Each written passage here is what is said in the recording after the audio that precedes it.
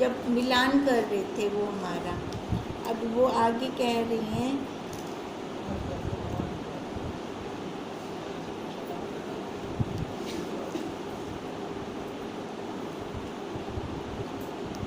वही मंदिर के अभिमानी जो पुरुषों के समान है, समष्टि व व्यष्टि सपूर्ण आत्मक, आप अपने अपने मतों के अनुसार जीव व ईश्वर की पूर्णा ही मंदिर के बनाने वाले चितेरे के समान है।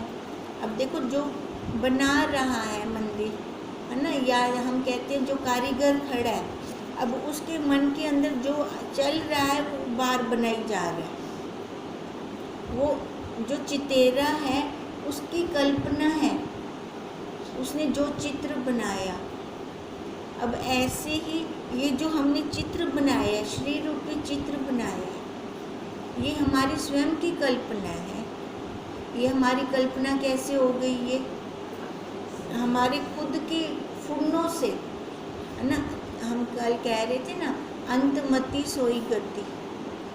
जैसा विचार हमारी मति के अंदर चल रहा होगा, वैसा किसी के प्रति राग है या द्वेष है, आगे उसको वैसा आकार मिल जाना है। फिर कर्मों, अब कर्म तो उसने खुद किए, है ना। अब ये तो नहीं कह सकते ना उस परमात्मा ने ही उसको ऐसा शरीर दिया है, उसके खुद के कर्मों का। अब तभी तो वो चितेरे का उदाहरण दे रहे हैं।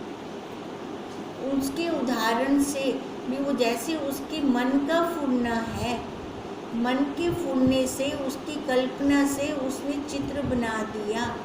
ऐसी ये सारी देहें जो खड़ी हुई हैं, ये हम सब की कल्पना से हमने, भले हमें पता नहीं है पर है ये हमारा किया हुआ, हमारे फूलने थे, हमारे अंदर संस्कार थे वो।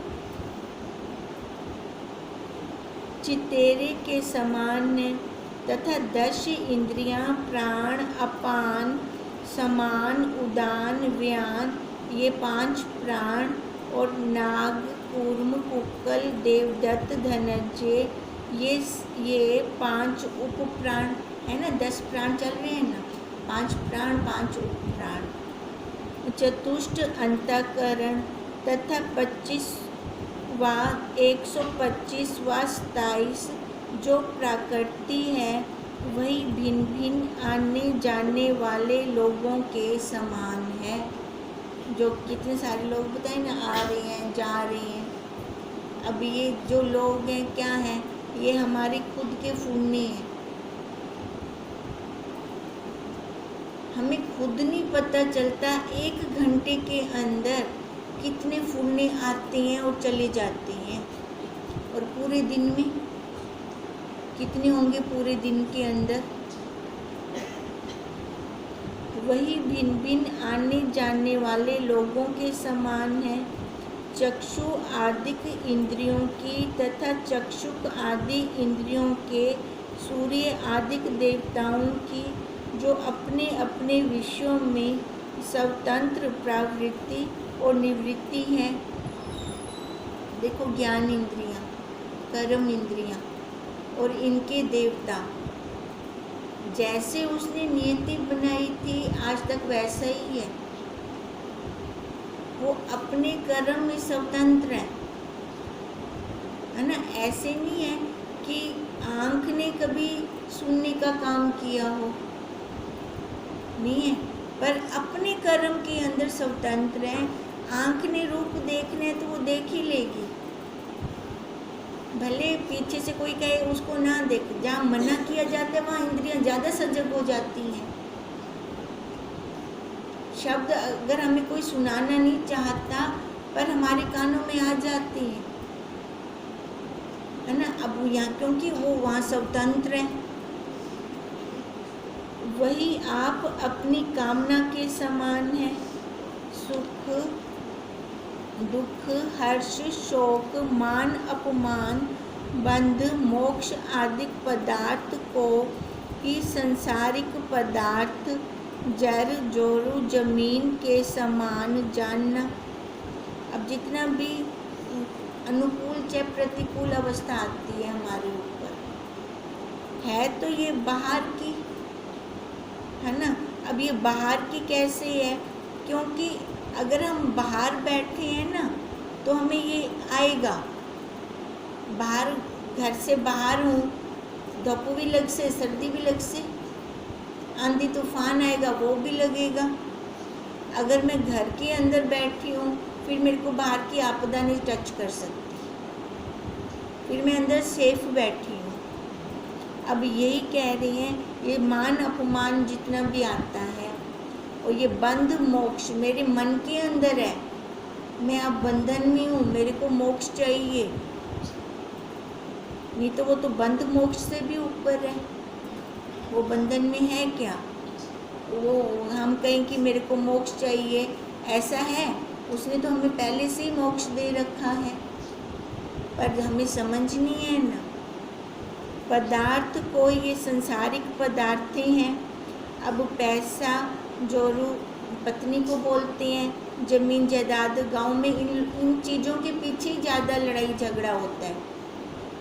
के समान जानना तथा पुण्य पाप रास्तों की शुद्धि अशुद्धि के तुल्य हैं ये, तथा जागृत स्वप्न सुषुप्ति की अपेक्षा जो तुरीय नाम चौथी अवस्था है सो चौथे अटारी के समान जानना।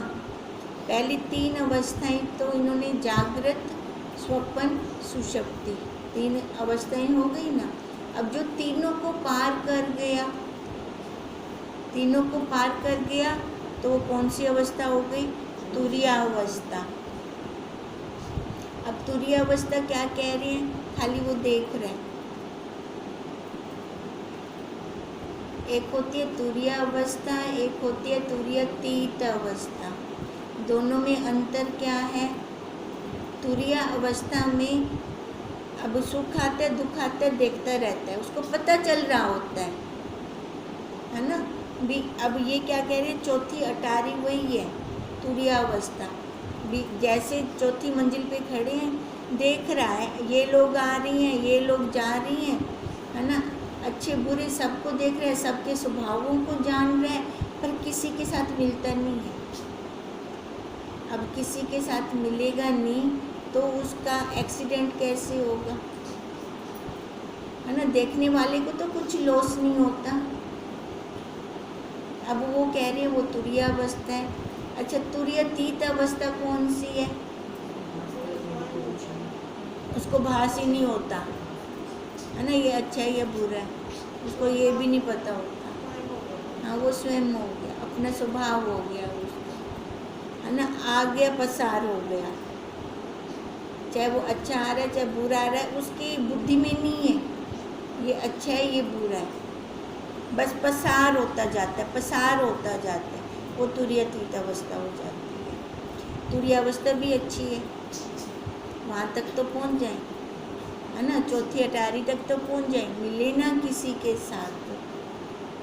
चौथे अंबाले के समान उसको जानना, पूर्वोतक सर्व दृश्य के न्यून अधिक भाव को जानने वाला तथा पूर्वोतक सर्व पदार्थों के भाव अभाव को तथा तिनके सर्व धर्मों को जानने वाला, है ना। वो तुरीयावस्था में आ गया ना, जो जान रहा है, सबको जान रहा है, जो सतचित आनंद साक्षी स्वपन प्रकाश निर्विकार निर्विकल्प आत्मा है। अब जैसे कहते हैं ना, मैं सच्चित आनंद हूँ, है ना, मैं ये नाम रूप आकार नहीं हूँ, तो ये मैं कैसे बोल रही हूँ? जानकर मिलके बोल रही हूँ ना।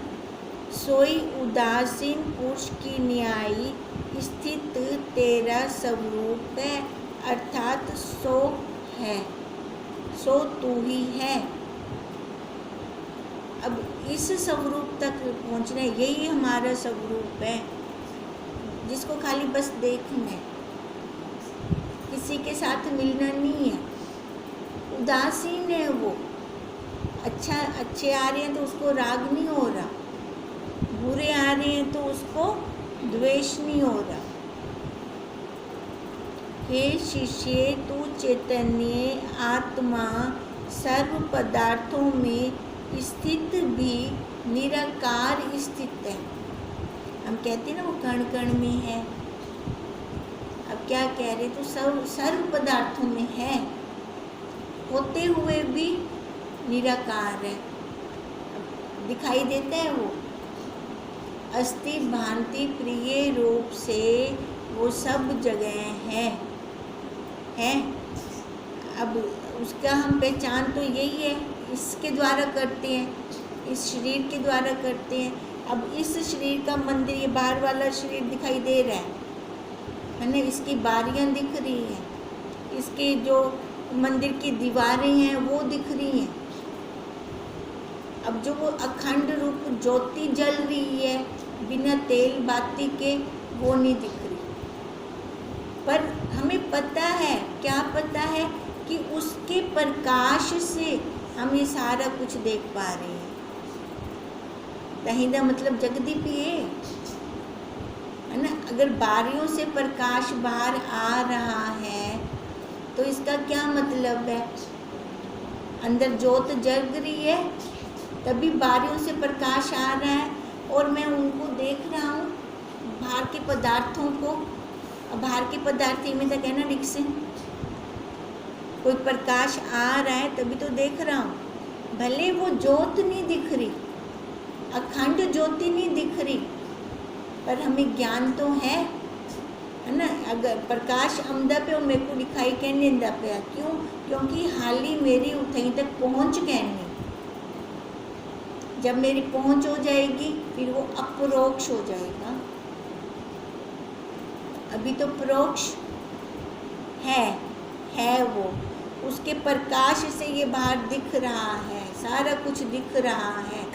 इसकी ये छिद्रों से, बारियों से, जो ये हमारी इंद्रियां बनी हुई हैं, ये बारियां, इन बारियों से बाहर जा रहा है प्रकाश। अब वो प्रकाश बाहर जा रहा है तो मैं देख रही हूँ, बाहर की एक एक वस्तु को देख रही हूँ। नहीं तो आँख की कोई ताकत नहीं है कि वो देख सके, कान की कोई ताकत नहीं है कि वो शब्द ग्रहण कर सके, वाणी, ऐसे सबकी ताकत, सब कर्म इंद्रियां, ज्ञान इंद्रियों को हम देखें, मन, अंतःकरण, बुद्धि को देखें, इसकी शरीर की जो प्रकृति बता रहे हैं उसको देखें हम। तो इसका मतलब अंदर कुछ है। वो जब अपरोक्ष हो जाएगा फिर वो पक्का हो जाएगा, है ना। अभी तो किसी के कहे अनुसार उसने कहा। अब जैसे ये कह रही हैं, प्राशर जी कह रही हैं, अब जब तक, अब मैत्री जी का क्या प्रश्न था, मैं कौन हूँ? अब उसका आंसर मिल रहा है कि मैं कौन हूँ। अब प्राशर जी ये आंसर दे रही हैं, मैत्री जी जब तक इसको सिद्ध नहीं करते, हाँ भाई वो मीठा है, तब तक वो क्या कहेंगे, प्राशर जी ने कहा। ऐसे होगा ना। और जब सिद्ध हो जाएगा, अपना अपरोक्ष हो जाएगा, तब फिर क्या कहेंगे, मैंने कहा, क्योंकि मैंने जान लिया, उस मिठास को मैंने जान लिया।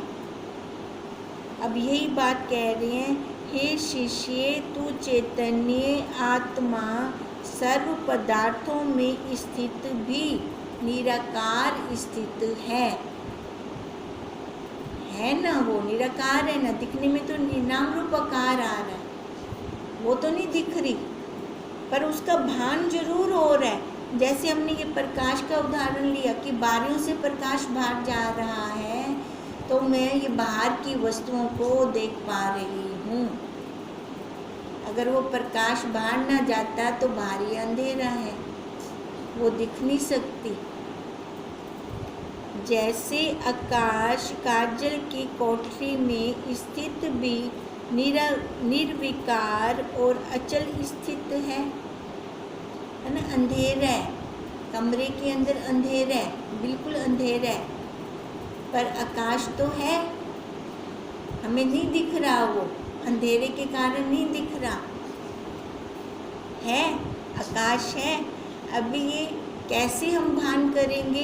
खाली एक तीली जग जाए, माचिस की तीली, थोड़ा सा प्रकाश उस अंधेरे को भगा देगी। हमें और कुछ पुरुषार्थ करने की ज़रूरत नहीं है, खाली इतना पुरुषार्थ ही हमारा काफ़ी हो जाएगा। अब जैसे पराशर जी मैत्री जी को कह रही हैं कि वो है, निर्विकार स्थित है, ऐसी जब तक मैं उस निर्विकार के आगे, अब निर्विकार है उन्होंने कह दिया, मैंने मान लिया, श्रद्धा से मान लिया है, पर जब तक वो अज्ञान वाली दीवारें नहीं हटाती तब तक वो नहीं देख सकती ना उसको। वो दीवारें हटेंगी तब उसकी अनुभूति स्वयं प्रकाश होकर निकल कर आएगी। अब वो बारियों से तो आ रहा है बाहर प्रकाश, है ना, पर वो देख नहीं पा रही मैं उसको।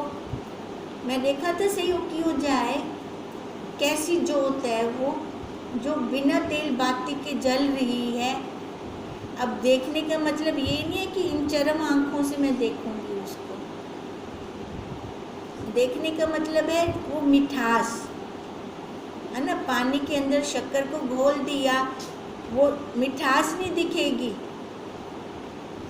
पर उसकी अनुभूति होती है जब हम पीते हैं उस पानी को। ऐसी इसकी अनुभूति होगी मेरे को। कब होगी? जब वो अज्ञान वाली दीवारें हट जाएंगी, मैं मेरे वाली दीवारें हट जाएंगी। हे शिष्य, जैसे आकाश में सप्त ऋषियों से आदि लेके सर्व, चंद्र, सूर्य आदि नक्षत्र, तारा मंडल का चक्र दिन रात फिरता रहता है, चल रही है अखंड चक्राकार। क्योंकि रात्रि के आदि काल में जिस स्थान में जो नक्षत्र देखने में आते हैं, रात्रि के मध्य में वे अन्य स्थान में। अब ये अखंड मंडलाकार कैसे चल रहा है? कहते हैं जो नक्षत्र, अब जो पंडित लोग हैं ना, जो जानते हैं खगोल को, बाहर की परिभाषा को जानते हैं, है ना, वो बताते हैं बच्चे की पत्री क्यों बनवाते हैं, भी कौन से नक्षत्र में आया, है ना। उसके बाद हम देखो, जब हमें कुछ मिलान करना होता है ना, तो वो हम डेट ऑफ बर्थ वही लेते हैं, टाइम उसका वही लेते हैं। हम वही इसलिए लेते हैं कि उस समय का जो नक्षत्र है वो हमने देखना है, उसके द्वारा गणना करनी है हमें, है ना। अगर ऐसे ना होता, वो नक्षत्र बदलते ना होते, तो वो तो जब मर्जी गणना कर लो, पर ऐसे तो नहीं होता, क्योंकि वो बदल रहे हैं, घूम रहे हैं। इसका उदाहरण हम ये दिन रात को भी देख लें। सुबह, दोपहर, शाम, रात, फिर सुबह, चल रहा है ना चक्र, रुका तो नहीं ये चक्र। शरीर में देखें, है ना, वो बचपन, वो जवानी, वो बुढ़ापा, फिर गया, दोबारा बचपन। अब ये भी रुका नहीं, ये रुक सकता ही नहीं है प्रवाह। अगर ये रुक जाए तो अखंड मंडलाकार कैसे हो? ये आज का है, अभी का है नहीं, सनातन है, बहुत पुराना चला आ रहा है। अब उसकी खोज ही तो कर रहे हैं हम। वो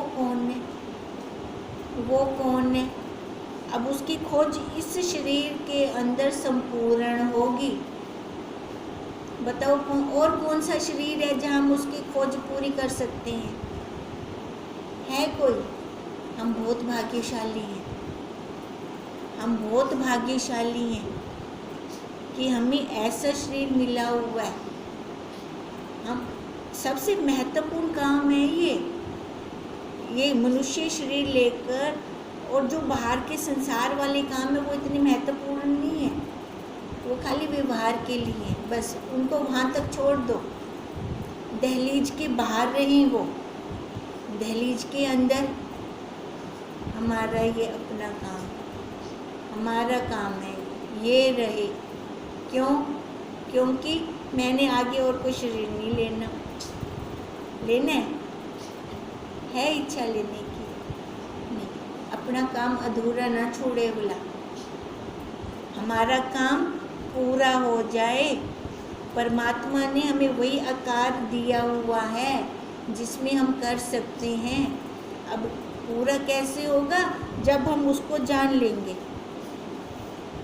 जो ये अखंड मंडलाकार चलवा रहा है वो मैं ही हूँ, क्योंकि रात्रि के आदि काल में जिस स्थान में जो नक्षत्र देखने में आते हैं, रात्रि के मध्य में अन्य स्थान में तथा रात्रि के अंत भाग में वही नक्षत्र अन्य स्थान में देखने में आते हैं।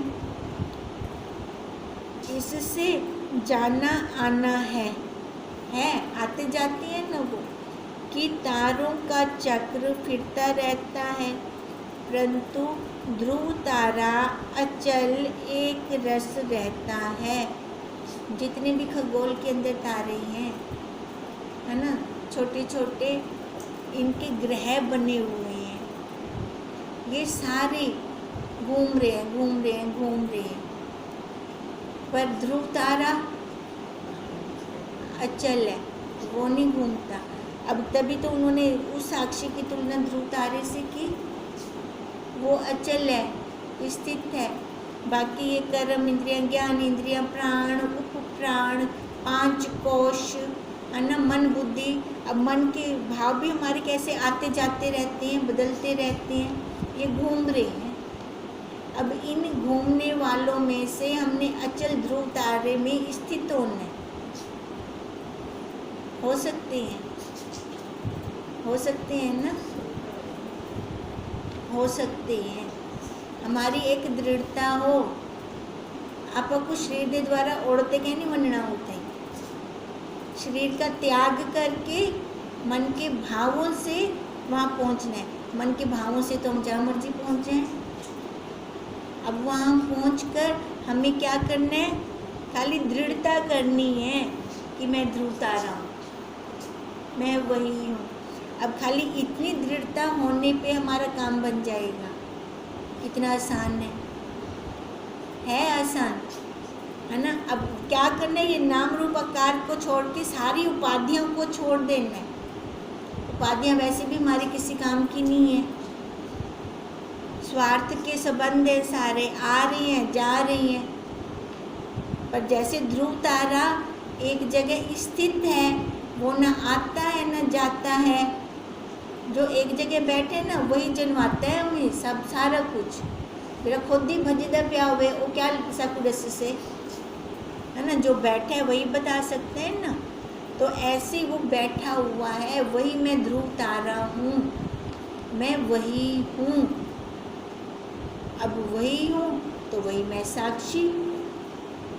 अब ध्रुव तारा जब भी भगवान जी को, विष्णु जी को प्रकट करना चाहते थे, प्रकट कर देते थे। विष्णु जी भी आ जाते थे। अब एक बार विष्णु जी ने कहा भी था, जैन टाइम देखो अपना काम होंदा है, हूँ टाइम तो तुम मेरे को साड़ी गिन दी, जैन टाइम तेरा काम खत्म थी वेंदा है, हूँ टाइम आख देंदी तू कौन थे मैं कौन, अपन में एक तैन से, है ना। बोला था ना विष्णु जी ने ऐसे एक बार। अब देख लो, यानी इतनी ताकत है उस भक्त के अंदर। अब वो ताकत हमारे अंदर है, हम में वो ध्रुव। हम जब चाहें उससे मुलाकात कर लें, पर होगी तब जैसे ध्रुव को दृढ़ता थी, है ना। कितनी दृढ़ता थी विष्णु भगवान पे, तभी तो मिनट नहीं लगते थे, विष्णु भगवान उनके सामने प्रकट हो जाते थे। ऐसी दृढ़ता चाहिए हमें। ये नाम रूप उपाधि की तो दृढ़ता आज तक हमने की, क्या मिला? कुछ मिला? कुछ नहीं मिला, है ना। इसलिए इसको छोड़कर अपने ध्रुव तारे पे दृढ़ हो जाए। ओम तम नमामि। ओम